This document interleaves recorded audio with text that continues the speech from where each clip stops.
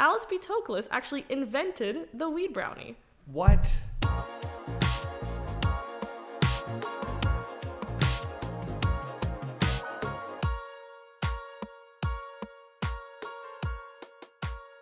Welcome everyone to part 2 of our Graduate Student Spotlight series. You're listening to the QTcast, the official podcast for the Queer and Trans Research Lab, housed at the Bonham Centre for Sexual Diversity Studies at the University of Toronto. In part 1, you met our graduate research assistants Kanika and Elliott. In part 2, you'll meet the Graduate Dissertation Completion Award recipients, Anna Kozak and Camille Rogers. We're also joined by Ezra Skandalaki, undergraduate assistant to the podcast, who co-hosts the interview. But before that, the QTRL is looking for its 2023-2024 cohort, and applications are open now.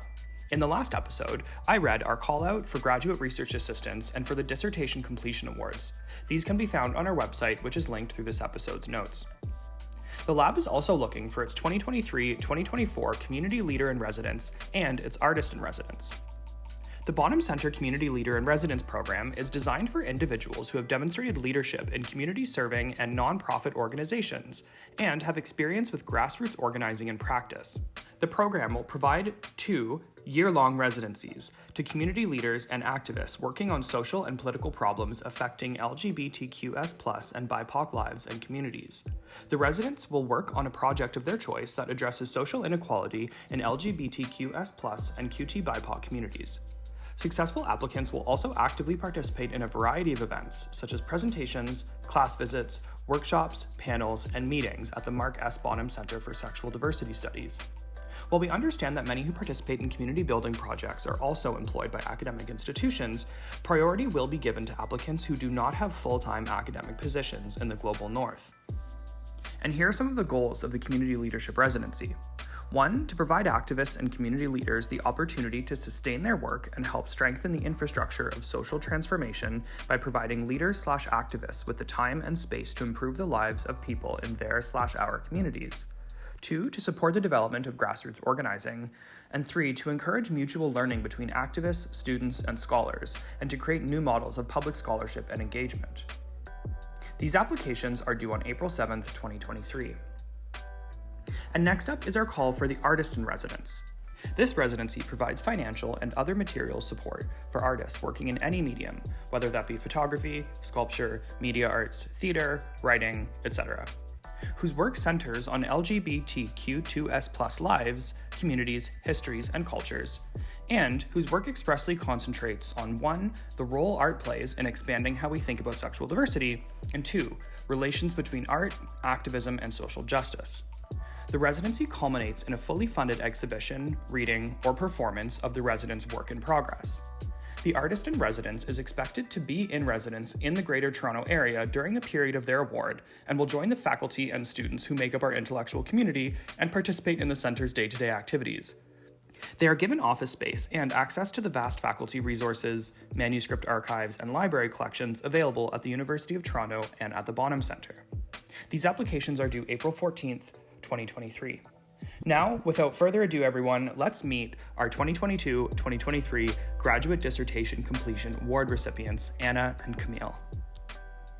So my name is Anna Kozak, and I am a 6th-year PhD candidate, and I'm in the collaborative graduate specialization in sexual diversity studies. My role at the QTRL is a recipient of the Dissertation Completion Award. Round of applause, an equal round of applause for you. Camille, can you please introduce yourself by name and what your role is here as well? Hi, my name's Camille Rogers. I am one of the Dissertation Completion Award people here at the Queer Trans Research Lab. I'm finishing up a DMA, which stands for a Doctorate of Musical Arts at the Faculty of Music. Proud of both of you. Congrats. Very exciting. We said the words. I forgot to say what program, like my main program. Yeah. So English. Just slightly important, eh? Yeah, just a little. By the way. By the way.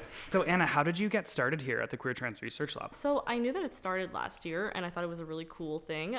So I was aiming to do the dissertation completion award last year, but I was like not quite at the stage where I was finishing out my dissertation, and my supervisor thought, okay, maybe you should apply for it the following year. So that's how I ended up doing that this time. And I just really wanted to be a part of the Queer and Trans Research Lab because I thought it was such a great opportunity to like collaborate with other people who are doing very similar research to me and just have this like really supportive environment where I can do my work. So I'm glad that is what happened.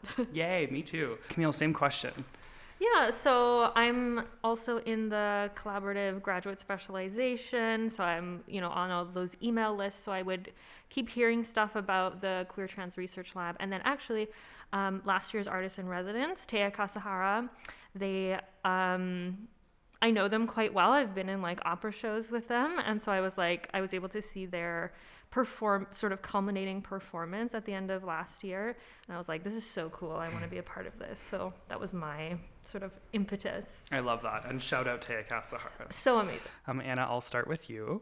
What is your dissertation about, and what are you interested in kind of around and outside of this dissertation? So my dissertation, which is titled Gender, Genre, and the Queer American Autobiography, is basically about 20th and 21st century queer American autobiographies.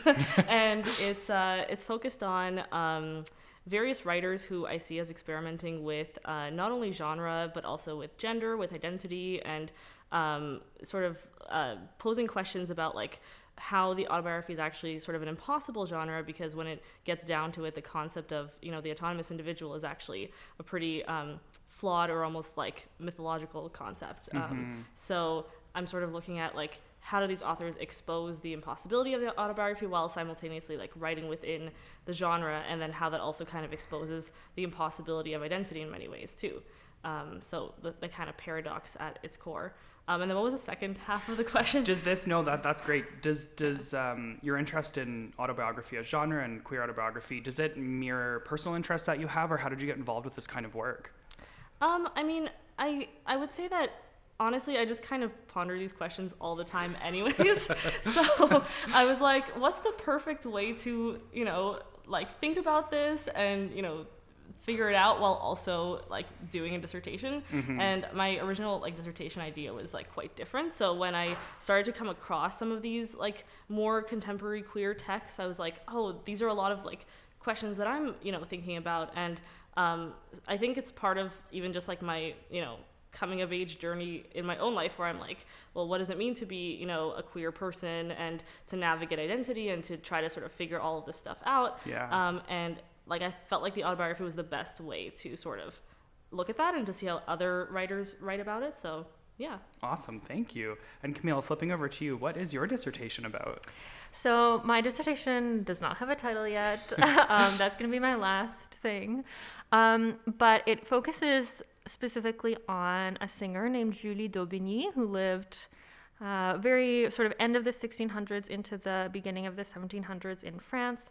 She sang at the Paris Opera and just had the most like wild and adventurous life. She was always getting into sword fights. She had she had lovers who were men, lovers who were women. She was just living an amazing life that it's wild that she was able to live that life in that time period. So my dissertation focuses on a couple of different things. One is kind of reconstructing her life story and biography, which is like hard to do. I did my best. There's really not much information about her, and a lot of it is very much sort of like gossip. So I have like a vague outline of maybe what happened to her. And then I also look at the pieces that she sang and the roles that she played, and how those sort of like reflect in interesting ways parts of her life, but also how they reflect like how gender was thought about in that time period. Right. And then at the very end, I look into my experience commissioning and performing a piece of music that tries to tell part of her life story. So I was able to perform that as one of my doctoral recitals. I did that in November. So that was amazing. So that's my kind of last chapter, is very sort of like, artist, self-indulgent. Here's what I did. That's so cool, though, and what a fitting way to respect this person, this amazing person. How have these artifacts survived? Like, what are your archives that you're mining for her work? There's so few. It's mostly these little kind of like encyclopedias and little sort of like gossip columns and anecdotes that have survived. It's so interesting because the vast majority of these sources about her life were written like hundreds of years after, so it's like so much of this has to be speculation. Right. There was the author Gautier wrote a novel so vaguely based on her life in like the mid 1800s, and so that sort of like caused kind of like a renaissance of interest in her. And so there were all these biographies written in like the late 1800s, early 1900s, but they're all so I don't know, they're so scandalized by her life that it's like they're very difficult to trust. And then so I've had to sort of like sort through what I think might be true and what I'm like, okay, this is definitely not this is definitely not it. So yeah. Wow, that's fascinating. Thank you for that. This question, as writers, I'm sure you get this a lot, and I'm sure the answer is going to change. But whatever you have to say about this, I'm curious about both of your writing process. What does it look like for you? How has it been changing? Do you have any tips for other writers? Anna, do you want to go ahead first? Yeah, sure. So I have tried to change my writing process, but it does not really change. Basically, my main method is just like a bunch of word vomit, and I just kind of get all my ideas out on the page. And sometimes this might look like a 50-page document where I'm like trying to sort out like, okay, what do I actually want to say? And I try to go into the writing process like with a general idea of what I want to say or do with this chapter, but it's also very like open-minded, because sometimes like what I was thinking before would end up changing as I'm like reading more, like doing more and more research. And so essentially it's all about just kind of like not being afraid to make a mess at the beginning, and then to sort of spend the rest of the time trying to like polish it up into something sort of that's coherent. And like I think part of it, I sort of like was thinking about like what's the analogy for this, and I think it's sort of like I guess going off of like the art history type thing, it's sort of like you're painting like a sculpture, or like I guess you're creating a sculpture, and you start with like this, you know, just like a slab, and then you have to like kind of chip away at it constantly until it becomes like a finished product. So that's sort of like how I do that. And I mean, I try to write consistently as much as possible as well, because that's really like the most difficult thing to do. And obviously there are times you have to take like a chunk of time off to do marking and to do other things, but like going to, for example, like a library and just kind of sitting there for like select like block of time, at least every day of the week during weekdays is really helpful, or just wherever I am, because I like to do work in like different places. I might like alternate, but the key is to like have sort of uninterrupted like concentrated time, regardless of like how long that is. Sometimes it could be like an hour, sometimes it could be like 6 hours or something like that. I can't really keep to the 9-to-5 schedule very well, but the key for me is just to be constantly thinking about the project, so that I'm always like thinking about like, okay, like what's the argument I'm making, and like how do I actually want to get my points across. So yeah, that's great advice. One of my favorite things I've heard about writing just echoes what the first thing you said, and it's something along the lines of a draft doesn't need to do anything but exist. And I love that. It just takes so much pressure and stress off me, and I will word vomit so much out, and I'll use none of it ever. But thank you for that, Anna. Camille, same question. What's your writing process like? I think I'm a big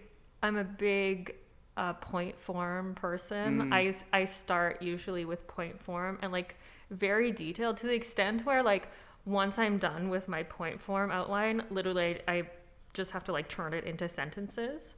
So I don't know, there's something about like the little dots that just like visually helps me organize the information better, and I'm like, ooh, I can like rearrange these points so that they make more sense. A lot. Yeah, I don't know, it's just something that I've really found work for me. And then similar, so I have the point form, and then I love that idea of the draft is whatever it's going to be, you just have to like let it be bad. And then go in and refine and edit. And actually editing is like one of my favorite parts of the process.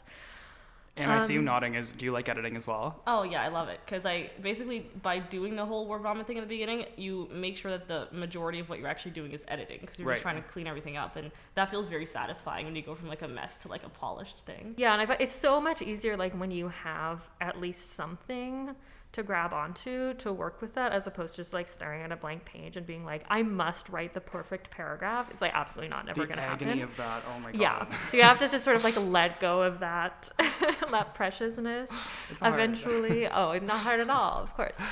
Do you have any kind of direct advice to young writers, up and coming writers, anyone struggling? Yeah, I guess I would say, especially coming from, I don't know, just like coming from an arts background, like let it be weird. Like I will truly, this is wild, but I will like, I will read things out loud to myself.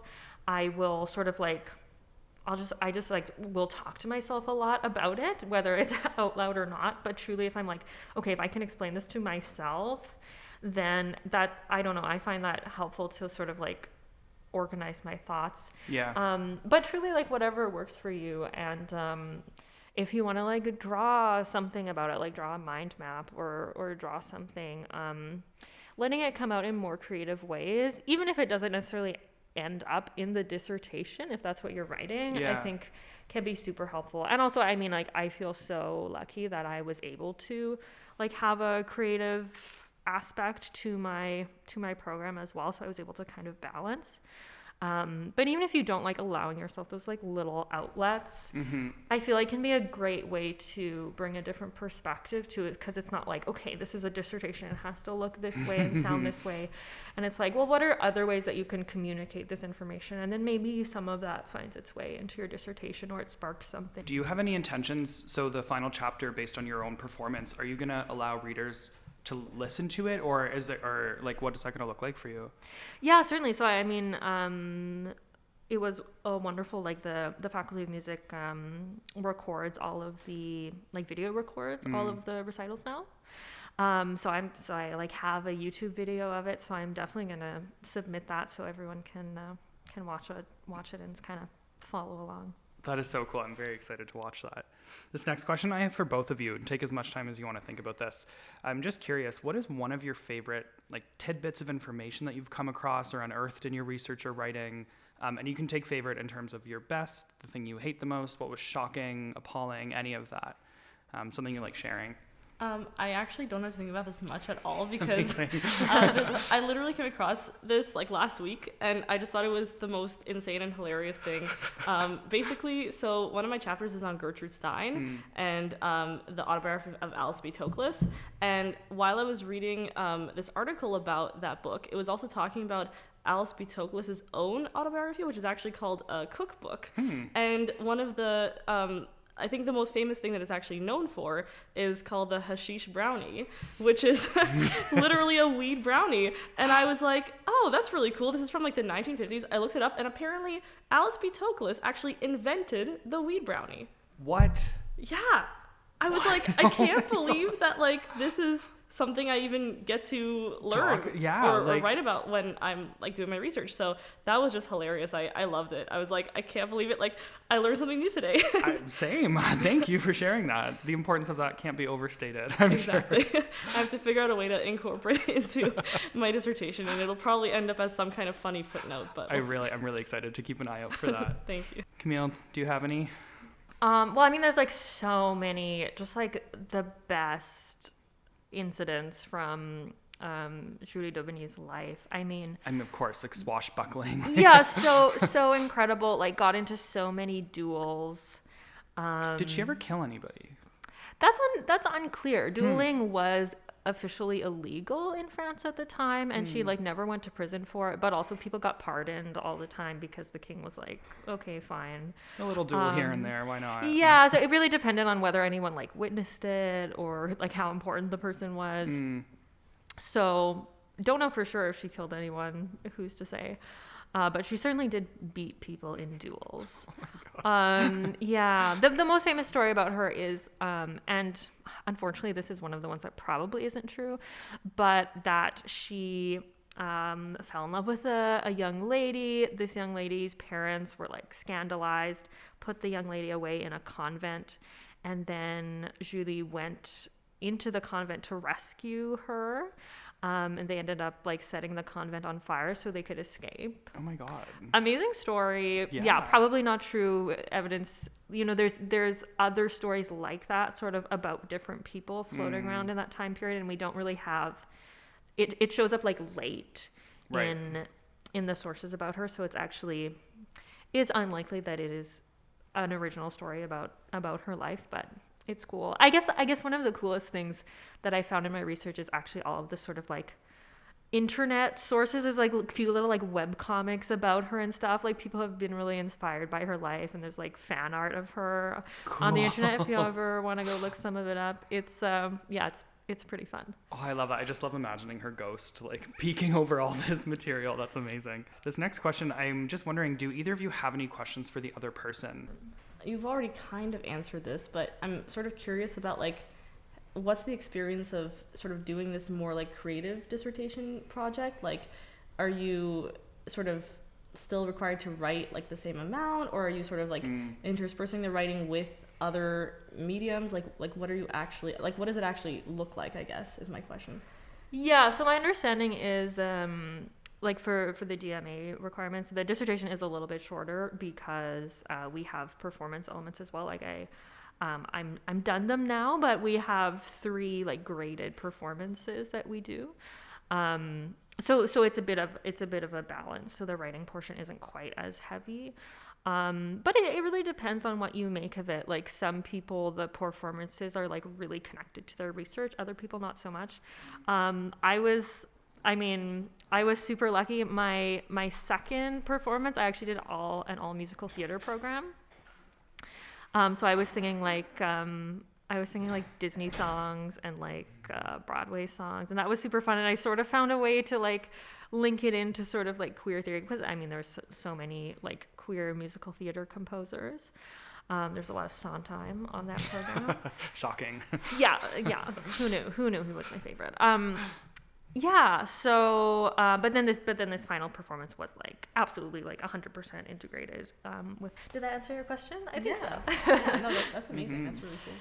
Yeah, I guess on the other hand, I would be interested to know like especially like from the English department, what is your process like? Because I would imagine it's all very sort of like subjective, and there's a lot of sort of like, you know, theory and very like nebulous theory. So how do you handle that when like everything is so kind of like intangible? How do you like ground yourself in that? Yeah, that's a really good question, actually. So, like, a lot of the theory that I look at is, for example, like post-structuralist or psychoanalytic, and so it is kind of among the most sort of dense and vague theory you can get.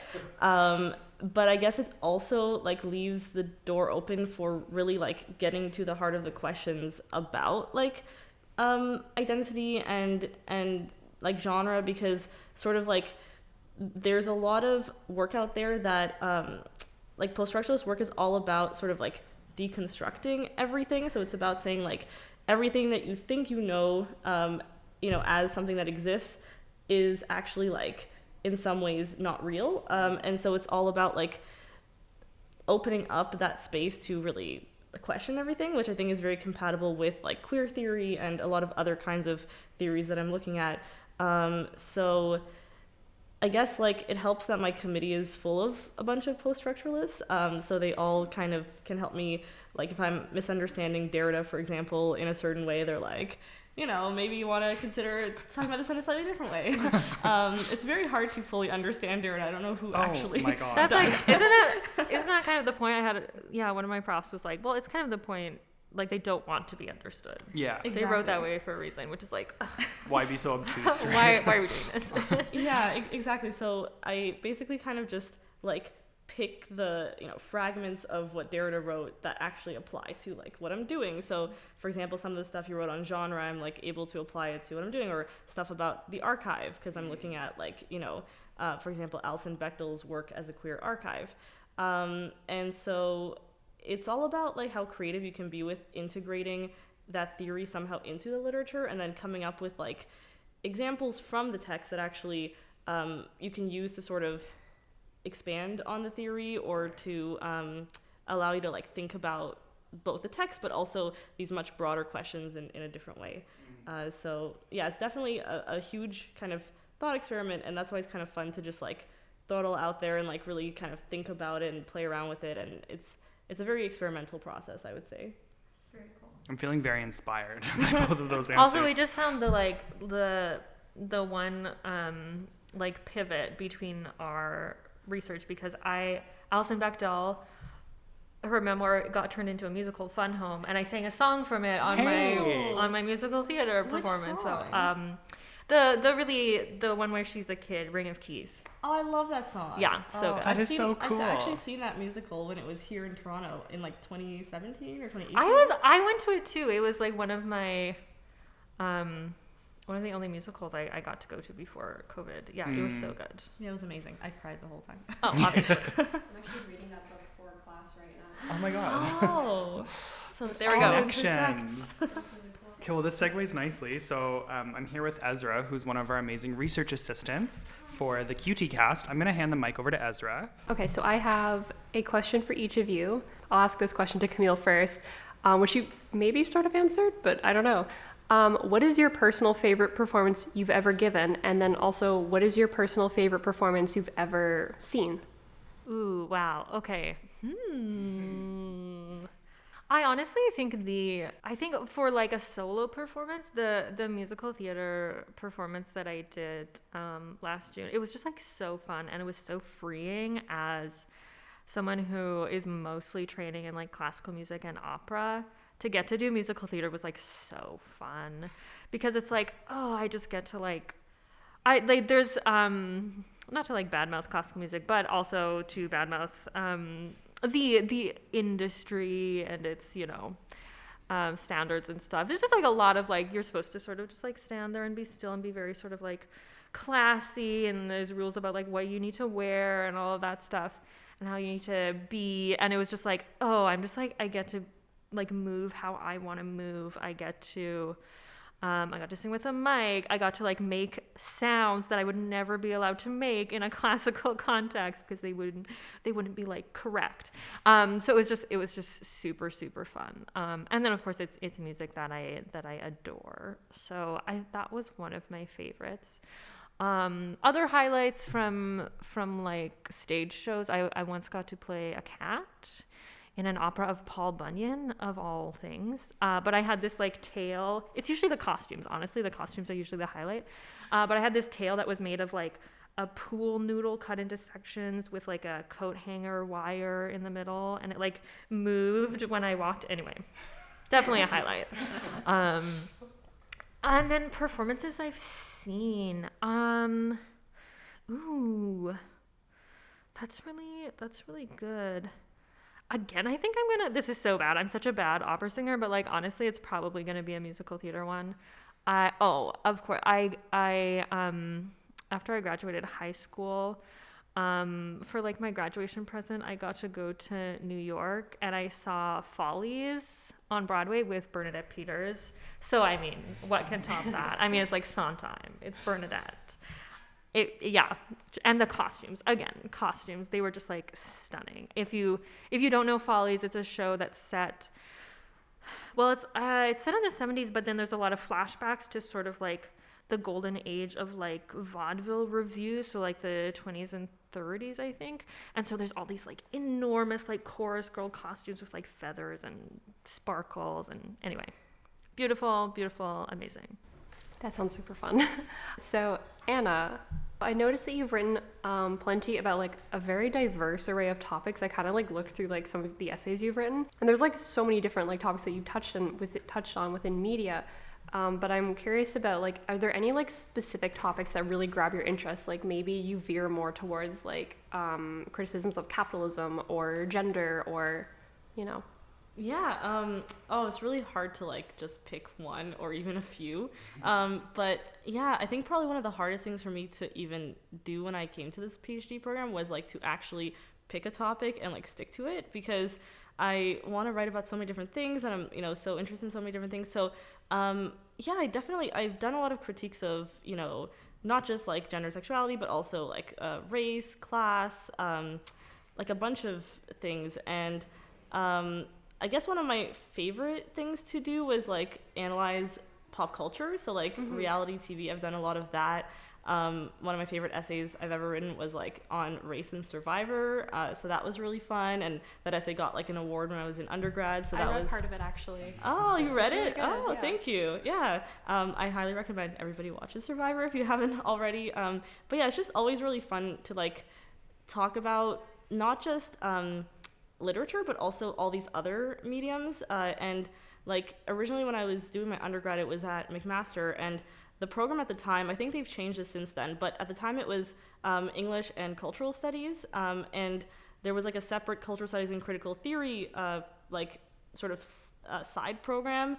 But since then, I think they've added that to the communications area, and I think that's probably because it does have a lot to do with media. And even like initially when I was applying to U of T, I put that like I was interested in like the work of someone like Marshall McLuhan, and was kind of interested in things like you know, Baudrillard's idea of like hyperreality and all of that. So again, like my original dissertation idea was on basically I was looking at like transgressive fiction and ways to sort of like rebel against capitalism and neoliberalism and all of that. So yeah, again, it's very hard to just pick one, but I think when I was here, I was also like, okay, like my program was telling me I do have to stick to like literature, which was, you know, I mean, I love literature, but I feel like that is kind of limiting, because I'm like, I want to also talk about like films and TV shows and all these other things. And so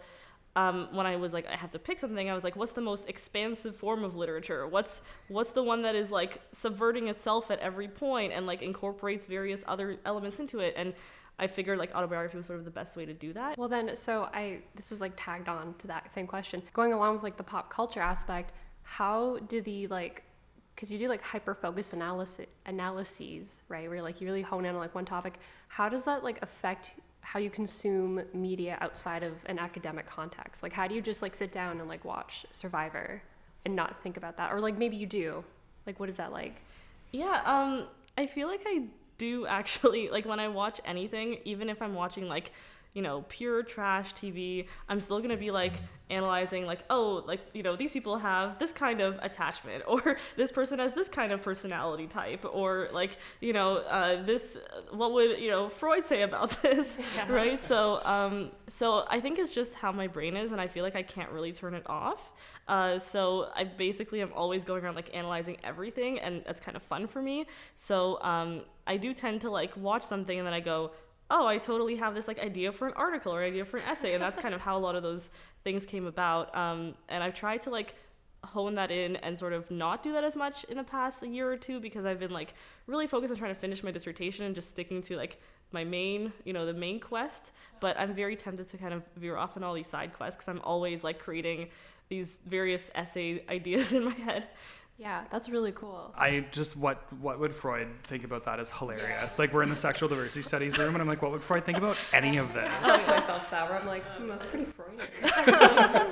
Yep. What's up with that? That's amazing. Thank you so much. So now we just have our final wrap-up question. How has the Doctoral Completion Award, and also how has your time at the Queer Trans Research Lab helped, or has it helped at all with your process writing the dissertation? I mean, it's been super helpful. Like just on a practical level, the funding is helpful to be able to like focus on that and not necessarily other things like other jobs that I need to pay rent. So that in itself is super helpful. Being able to listen to other people's research, I feel like I've learned so much about, even if it's not like directly applicable to my research. It's just like so cool to hear all of the research that other people are doing in all these different areas.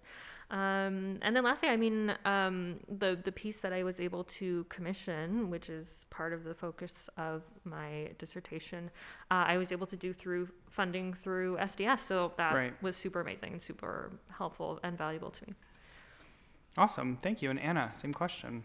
Yeah, I guess similarly, like on a very practical level, it's been nice to not have to worry as much about money because coming into the unfunded cohort, you start to like worry about like where am I getting my money from. So this being a source of income was really useful, and I also was able to like not take on a TA-ship this past term, which was really helpful because I was really trying to like focus on finishing my chapter and.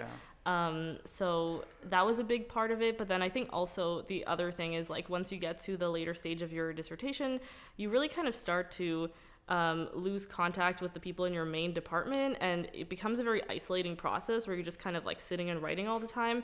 So it's been really nice to like be able to get out of my head and just be around people who are kind of doing different research than me, but still like are very sort of like the research is also very inspiring, and whenever I hear it, I'm always like motivated to go back and do my own work. So having that sense of community when it's so hard to still have that near the end of your PhD, I think is really huge.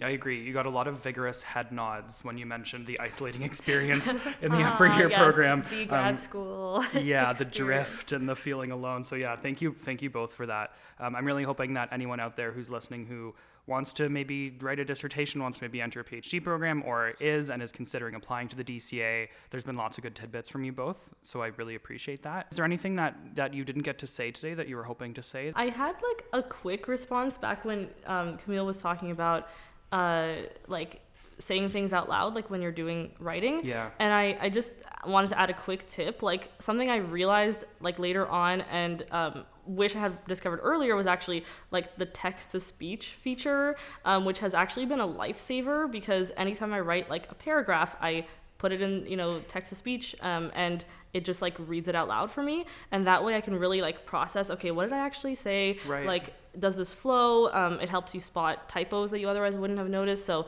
that's just been like a lifesaver. So that's a fantastic tip. Thank you for adding that. And without further ado, thank you both so much. Thank you. Thank you.